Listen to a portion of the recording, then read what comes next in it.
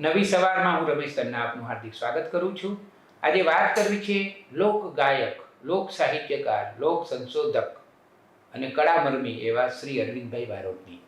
અરવિંદભાઈ બારોટ હવે તો અમદાવાદમાં રહે છે. બહુ જ મોટા ગજાના એ ગાયક તો છે જ, અને સંશોધક તરીકે એમણે અમદાવાદમાં આવ્યા પછી જે કાઠું કાઢ્યું છે, તેઓ જે જુદા જુદા પ્રકારના સંશોધનો કરી રહ્યા છે, એ ખરેખર ગુજરાતી સાહિત્યને, ગુજરાતી ભાષાને અને ગુજરાતી પ્રદેશને સમૃદ્ધ કરી રહ્યા છે. અરવિંદભાઈ બારોટ ઉત્તમ ગજાના કવિ છે. એમનો પહેલો કાવ્ય સંગ્રહ 67 વર્ષની ઉંમરે આવ્યો, જળજળિયાને કાંઠે.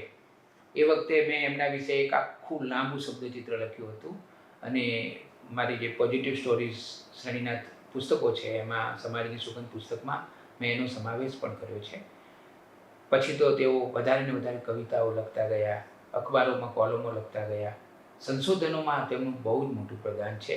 અરવિંદભાઈનો અવાજ, એમનો કંઠ કર્ણપ્રિય થાય એવો છે. તેમનું જે સંશોધન છે તે પણ ઉચ્ચ દરજ્જાનું છે.